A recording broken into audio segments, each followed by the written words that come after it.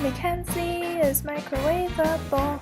Hello interweb, I'm Mackenzie and this is going to be a thing from now on. That was announcement number 1. Announcement number 2 is that I will not be doing a Chronicle of Ramen video and we are stopping that tradition.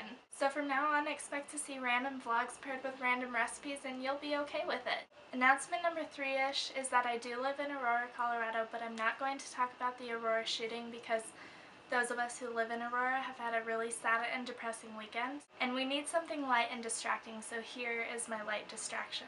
Although I do want to say a quick thank you to Christian Bale who came and visited the victims and their families this week. That was really sweet and very awesome of you. Thanks from all of us. So, books. If you watched my Mockingjay reaction video, you know that the next book I was reading is Wicked by Gregory Maguire. However, if you have even attempted to try to read Wicked, much less the first chapter, you know that it is very hard to get into. So difficult in fact that I took a brief hiatus from Wicked to read John Green's The Fault in Our Stars. And you can find a separate review/reaction video at the link downstairs. So I am about halfway through Wicked, and it was really hard for me to get into, like I said. The first section is called Munchkinlanders, and it is basically about Elphaba and her family.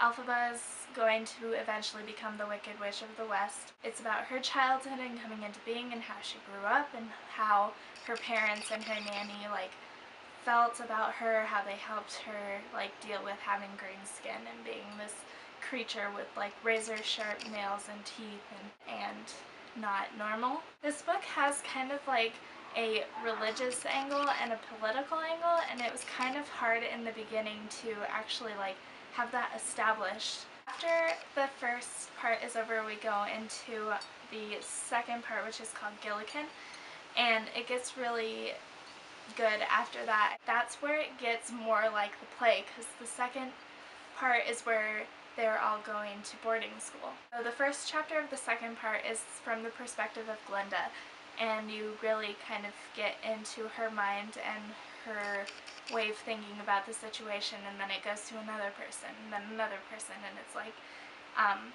it just gets a little bit more interesting and you're not kind of disconnected. You feel more in the story. I'm still having trouble kind of getting through it because, like I said, I'm not really into fantasy that much, which is why I couldn't read Harry Potter, because I just can't get into it, you know?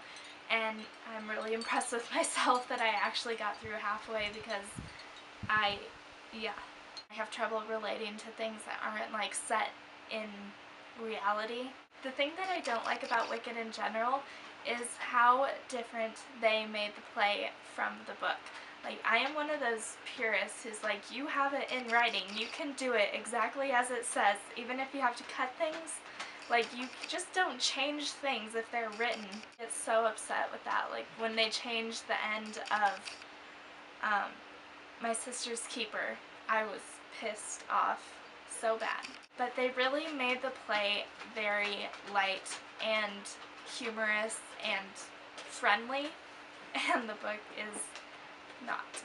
I feel like whoever produced Wicked was just trying to change it to make it accessible to children. You still get the message of friendship and overcoming differences and being an outcast and what makes you unique. You can still get all of that with a little bit more seriousness. I feel like the seriousness makes people take it more seriously.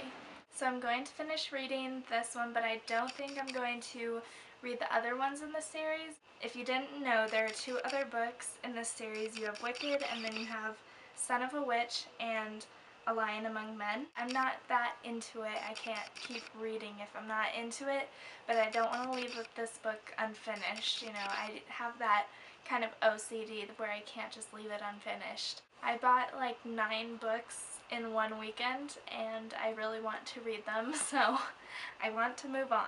I personally wouldn't recommend this book, but like I said, if you saw the play and you're really into Wizard of Oz, you should probably read it. So feel free to sound off on Wicked or Gregory Maguire, or recommend some books for me to read, because my book list, like the universe, is forever expanding. And you can find a link to my Goodreads profile downstairs. Thanks guys, and I'll see you in the kitchen. Don't worry, the dog was okay. I also have a 4th announcement, which is I published my first full article for 303 magazine about the Colorado Renaissance Festival.